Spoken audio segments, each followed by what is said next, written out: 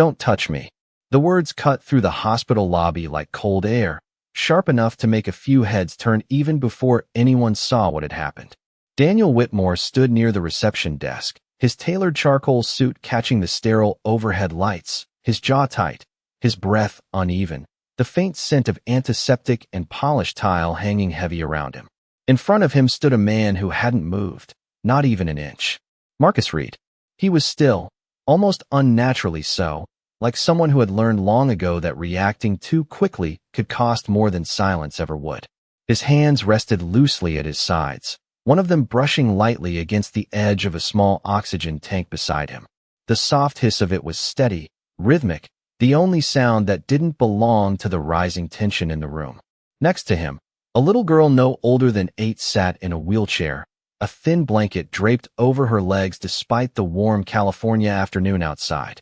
Her fingers clutched the fabric near her chest as her wide eyes moved between the two men, not fully understanding, but feeling everything.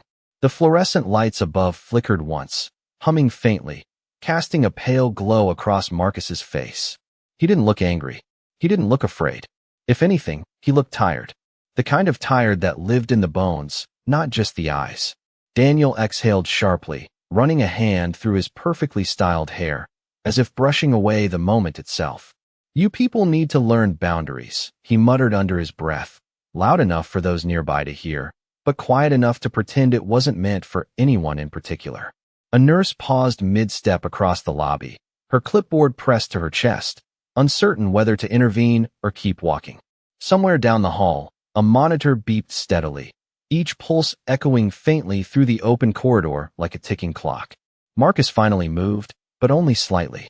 He bent down just enough to adjust the girl's blanket, smoothing it over her knees with careful precision, his movements gentle, deliberate, as if the world around them had nothing to do with what mattered in that moment.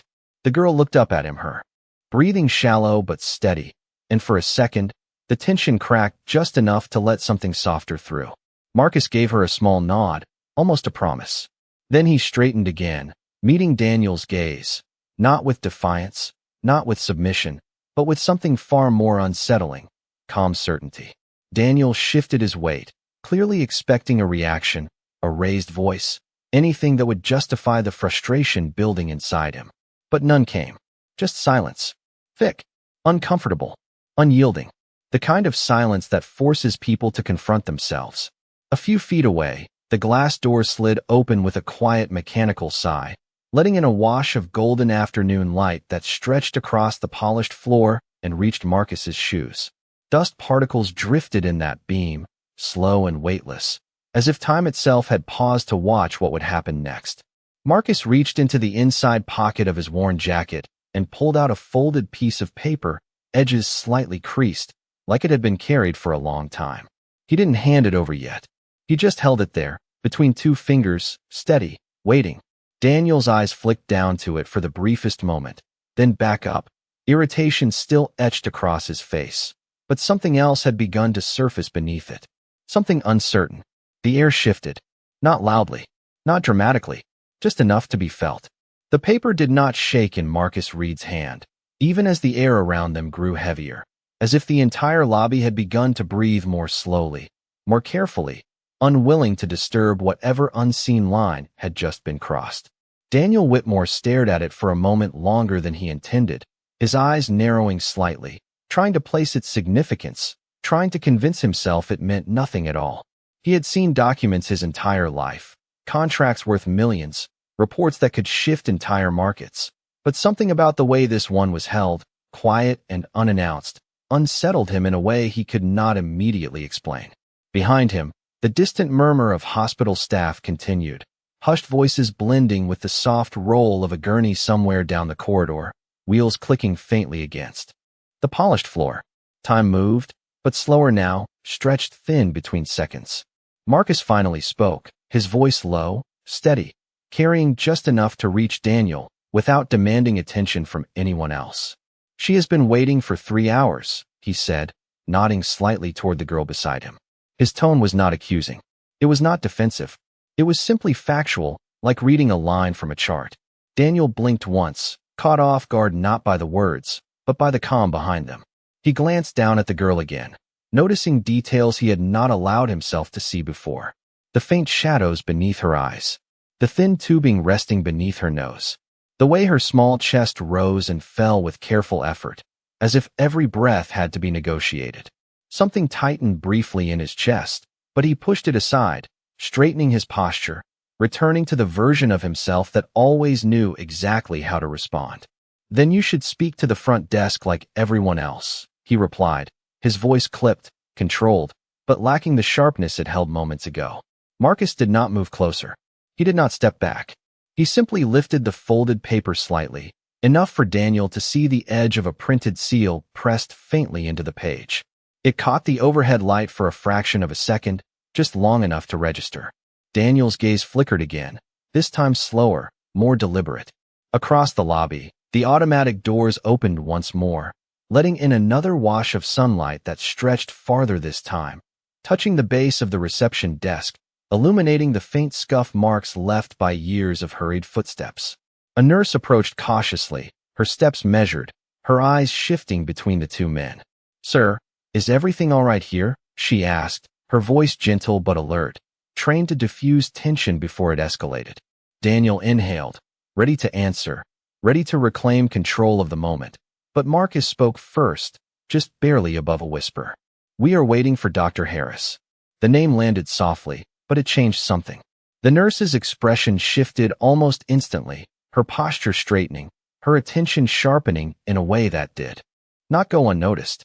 "Dr. Harris?" she repeated, glancing quickly at the paper in Marcus's hand, then back at his face. Recognition flickered there, subtle but undeniable. Daniel caught it.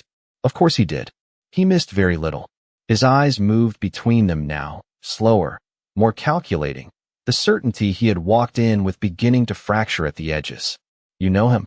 Daniel asked, his voice quieter now, less certain, the arrogance no longer sitting as comfortably on his shoulders. Marcus met his gaze again, the same calm, the same quiet weight behind his eyes. "I do," he said simply.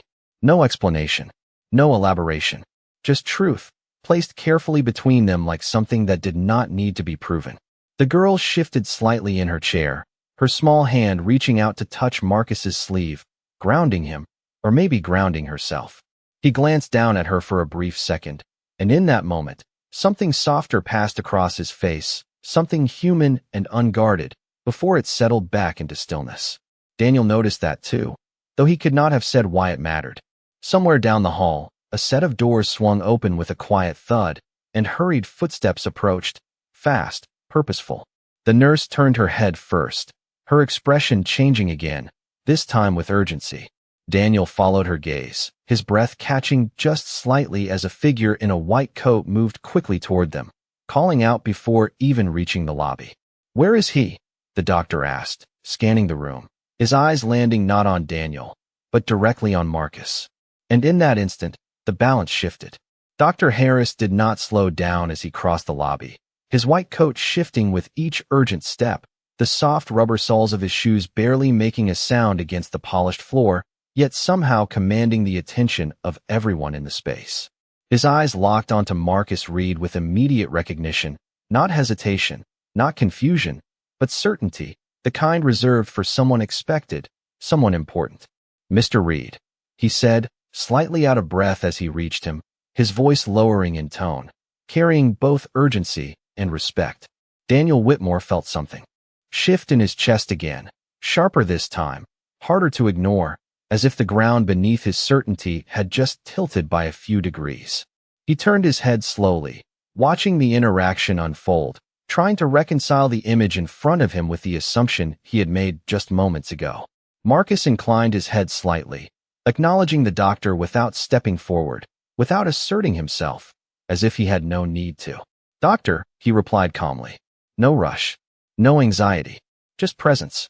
The little girl beside him looked up at the doctor, her fingers tightening slightly around the blanket, her breathing still measured, each inhale soft but deliberate. Dr. Harris crouched down briefly to her level, his expression softening, his voice gentler now. "You must be Lila," he said, offering a reassuring smile that reached his eyes. She gave a small nod, her gaze flickering briefly toward Marcus before returning to the doctor, as if seeking silent permission or comfort. Marcus gave the faintest nod back, and that was enough. Daniel noticed that exchange too, the quiet communication that required no words, and it unsettled him more than any raised voice could have. The doctor stood again, turning his attention fully back to Marcus, his posture straightening, professional, focused. "We have been preparing since we received your confirmation," he said, gesturing subtly toward the folded paper still held between Marcus's fingers. "Everything is ready upstairs. We just needed you." The words hung in the air, simple, direct, but heavy with implication. Daniel's mind caught on one phrase and refused to let go. "We just needed you." He shifted his stance again, the confident ease he carried beginning to erode, replaced by something quieter, something uncertain. "Needed him for what?" Daniel asked before he could stop himself, his voice no longer sharp, but edged with something closer to confusion. Dr. Harris turned slightly, acknowledging Daniel for the first time, his eyes scanning him quickly, assessing, recognizing something in his face, perhaps the resemblance, perhaps the urgency, perhaps the connection that had not yet been spoken aloud. "You are with the Whitmore family, correct?" the doctor asked, his tone neutral but precise. Daniel nodded slowly, his throat tightening. "That is my son upstairs," he said, the words coming out more quietly than he intended, stripped of their usual authority. The doctor held his gaze for a moment longer, then glanced back at Marcus, as if confirming something unspoken between them. "Then you should know," Dr. Harris said carefully, choosing each word with measured clarity, "that Mr. Reed is the only confirmed donor match we have found." The sentence did not land all at once. It unfolded, piece by piece, each word settling into place with a weight that Daniel could not deflect, could not ignore. Only. Confirmed. Donor. Match. The ambient noise of the hospital seemed to recede, the distant beeping, the quiet conversations, the rolling carts, all fading into a dull background hum as the meaning took hold. Daniel's eyes moved slowly back to Marcus, really looking at him now, seeing past the worn jacket, the quiet stance, the stillness he had mistaken for insignificance. Marcus did not look back immediately. Instead, he glanced down at Lila, adjusting the edge of her blanket once more, his movements careful, grounded, as if nothing about this moment changed who he was. Then, finally, he lifted his gaze, meeting Daniel's eyes again. Not with judgment, not with triumph, just truth. And in that silence, Daniel Whitmore understood something he had never prepared himself to face. The word only did not echo out loud, but it settled deep, heavy, irreversible, pressing into the space between them like something that could not be undone.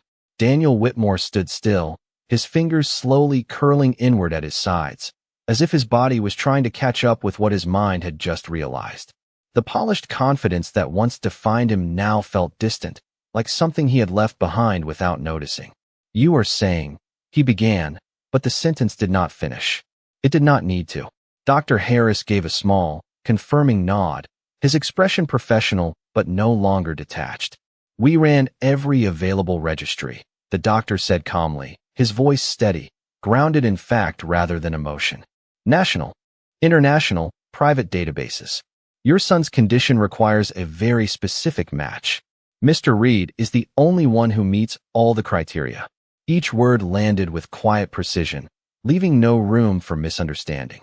Daniel swallowed slowly, the dryness in his throat sudden and unfamiliar. His gaze drifted back to Marcus, searching now, not judging, not dismissing, but searching for something he had completely missed before. Marcus stood exactly where he had been, unchanged in posture, unchanged in expression, as if this revelation belonged to everyone else, not to him. The paper in his hand remained folded, patient, unshaken. Lila shifted slightly in her wheelchair, her small hand still resting against his sleeve, her eyes moving between the adults with a quiet awareness that went beyond her age. Marcus glanced down at her again, adjusting the oxygen tube gently where it rested near her cheek, his movements instinctive, careful, practiced. The moment held a softness that contrasted sharply with everything Daniel had just experienced. "Why?" Daniel's voice came out lower now, stripped of its edge, almost unrecognizable even to himself. "Why would you?" He stopped again, because the question felt incomplete, inadequate, unable to carry the weight of what he meant. Why would you stay? Why would you help? Why would you be here after what just happened? Marcus finally looked at him fully, not avoiding, not confronting, simply present. The silence between them stretched, but it was different now. Not tense, not hostile, just honest. Because he needs it, Marcus said quietly. No emphasis, no bitterness, just truth, simple and unadorned. Daniel's breath caught for a brief second, something inside him tightening in a way he could not push away this time. He had built his life on control, on decisions, on outcomes he could shape and predict. But this moment did not belong to him. It never had. A nurse approached again, more certain this time, holding a clipboard, her voice gentle but purposeful. "Doctor, the surgical team is ready," she said, glancing briefly at Marcus with a hint of recognition and respect. Dr. Harris nodded once, then turned back to Marcus. "We should move," he said, his tone shifting into action, into the next step that could not be delayed. Marcus gave a small nod in return, then knelt briefly beside Lila, lowering himself to her eye level. The world around them seemed to quiet again, as if instinctively making space for this moment. "I will be right back," he said softly, his voice warm, steady, the kind that carried reassurance without needing to promise anything beyond what he could give. Lila looked at him for a second, then nodded, her fingers loosening slightly on the fabric of his sleeve. "Okay," she whispered, her voice barely audible but certain. Marcus gave her a small smile, brief but real, then stood again, straightening his jacket with a calm that did not waver.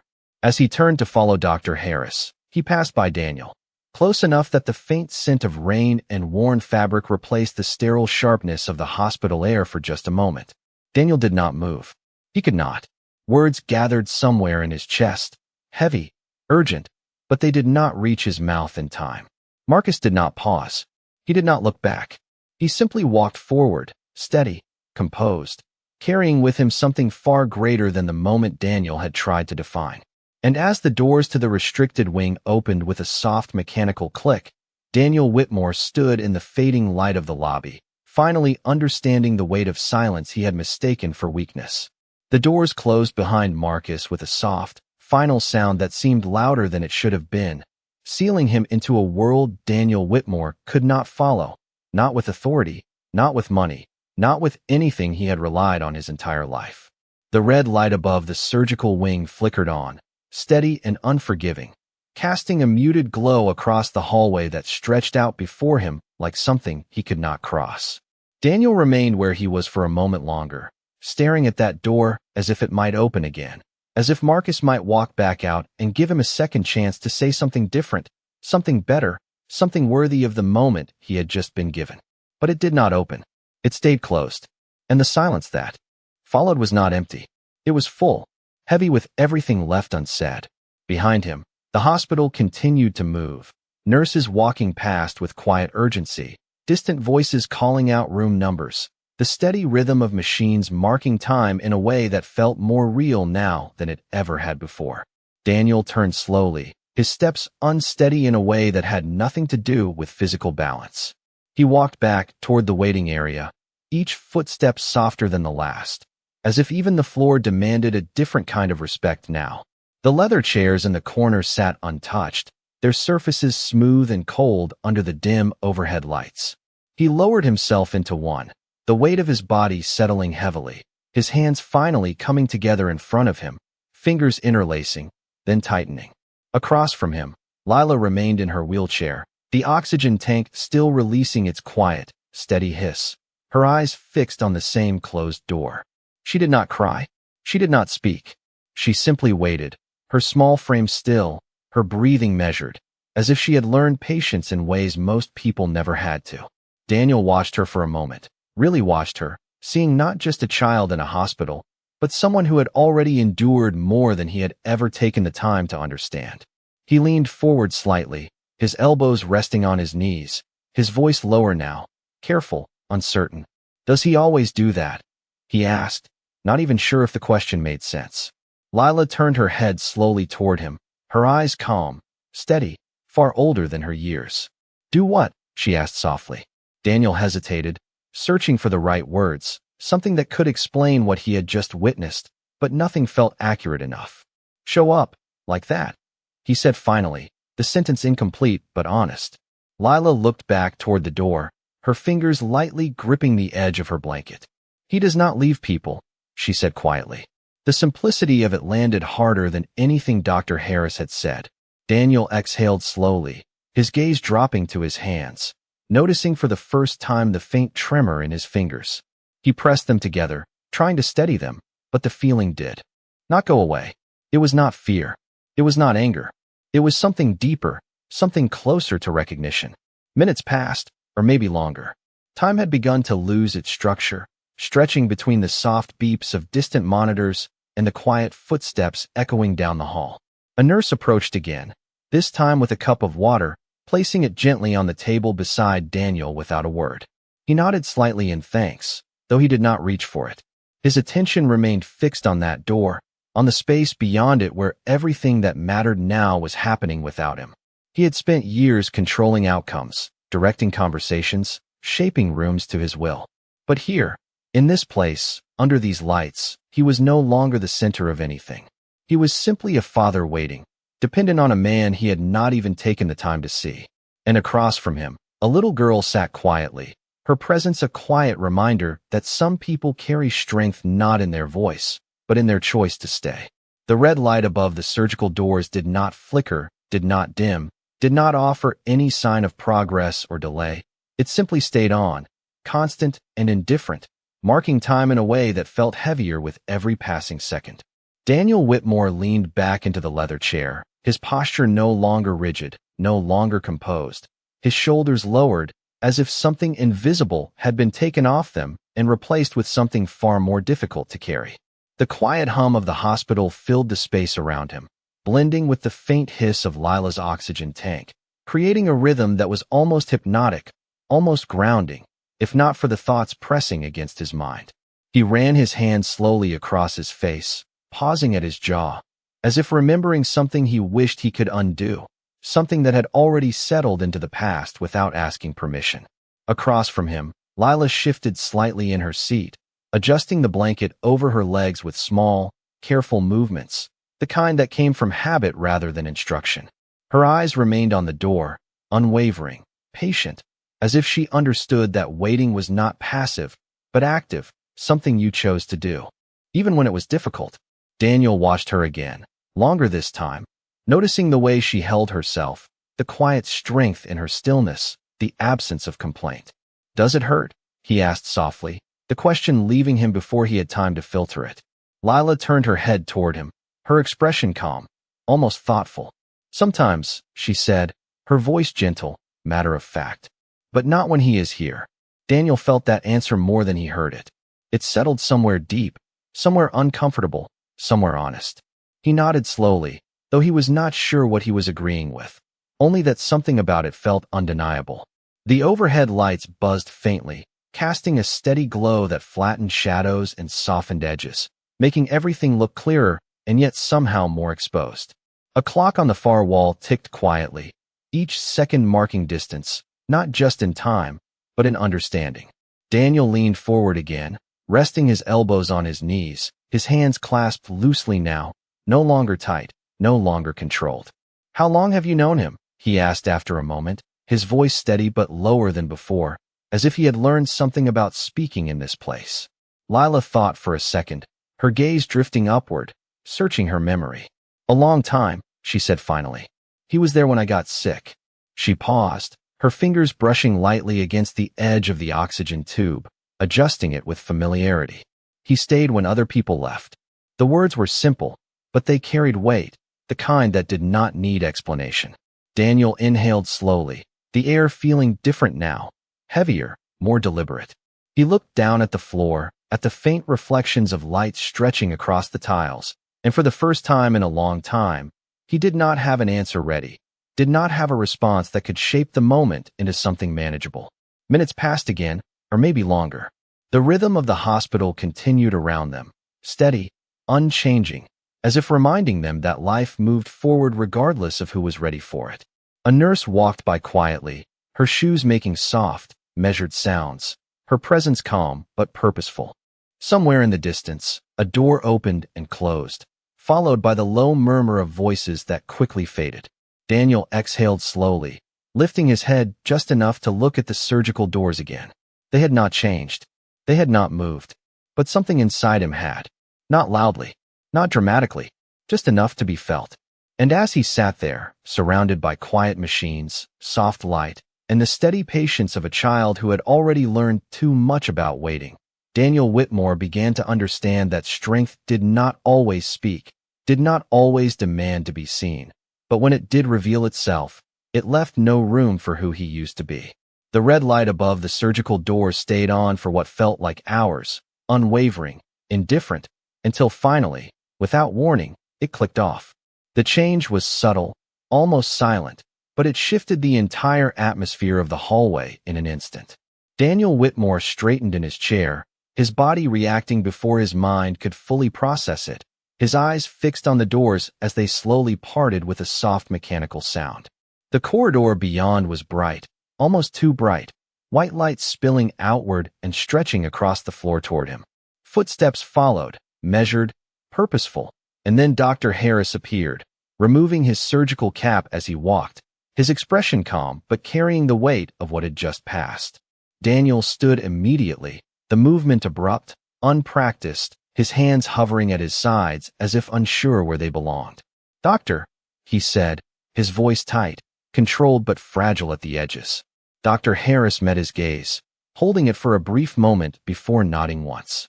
"The procedure was successful," he said, each word clear, steady, grounded. "Your son is stable." The relief did not come as a rush. It came slowly, like something unfolding inside Daniel, loosening what had been locked tight for hours, maybe longer. His shoulders dropped slightly, his breath releasing in a way that felt unfamiliar, almost unsteady. He closed his eyes for a brief second, then opened them again, the world sharper now, clearer. "And him?" Daniel asked, the question quieter, careful, as if he understood now that. It carried more weight than anything he had asked before. Dr. Harris's expression softened just slightly. "Mr. Reed is doing well," he said. "He is in recovery. He asked that you be told everything went as expected." Daniel nodded, but the words did not settle the way he thought they would. Something else was there, something unfinished, something waiting. Lila leaned forward slightly in her wheelchair, her eyes brightening for the first time, her voice soft but certain. "Can I see him?" she asked. Dr. Harris smiled gently. "In a little while," he said. "He will need some rest first." Lila nodded, accepting the answer without complaint, her gaze drifting back toward the hallway where Marcus had disappeared. Daniel watched her, then looked back at the doctor, something pressing forward now, something he could no longer hold back. "There is something I need to say to him," Daniel said, his voice lower, stripped of everything it used to carry. Dr. Harris studied him for a moment, as if measuring the sincerity behind the words, then gave a small nod. "You will have your chance," he replied. The hallway fell quiet again, but it was a different kind of quiet now, not heavy, not uncertain, but reflective, like a space that allowed truth to settle. Minutes later, a nurse approached, her tone soft as she addressed them. "He is awake," she said gently. "You can come." Daniel hesitated for a fraction of a second, then stepped forward, each movement deliberate, grounded, as if he was entering a space that required more than just presence. The recovery room was dimmer, the lights softer, machines humming quietly in the background, their steady rhythm marking life in a way that felt both fragile and powerful. Marcus Reed lay on the bed, his eyes open, calm, aware, his breathing even. He turned his head slightly as they entered, his gaze settling first on Lila, who smiled faintly, relief washing over her small face. Then his eyes shifted to Daniel. The room held still. No one spoke at first. The silence stretched, but it was not uncomfortable. It was necessary. Daniel took another step forward, stopping just beside the bed, his hands no longer tense, no longer controlled, just present. He opened his mouth, but the words did not come immediately, not because they were difficult to find, but because for the first time, they needed to be true. And Marcus waited, not impatient, not expectant, just steady, giving him the space to say what should have been said long before any of this began. Daniel Whitmore's voice did not come out the way it used to. Not sharp, not commanding, but slower, as if each word had to pass through something heavier before it could be spoken. "I was wrong," he said finally, the sentence simple, unguarded, hanging in the quiet room without defense or excuse. The machines beside Marcus continued their soft rhythm, a steady reminder of something more important than pride, more important than control. Marcus did not respond immediately. He watched Daniel with the same calm he had carried from the beginning, his eyes steady, present, giving the moment space instead of filling it. Daniel swallowed, his gaze dropping briefly to the floor before returning, more grounded this time. "I did not see you," he continued, his voice lower now, almost reflective. "Not really." The words settled into the room, not dramatic, not forced, but honest in a way that made them heavier than anything louder could have been. Lila remained near the foot of the bed, her small hands resting on the arm of her wheelchair, her eyes moving between them, sensing the shift even if she could not fully explain it.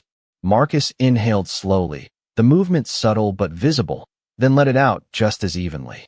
"Most people do not," he said quietly.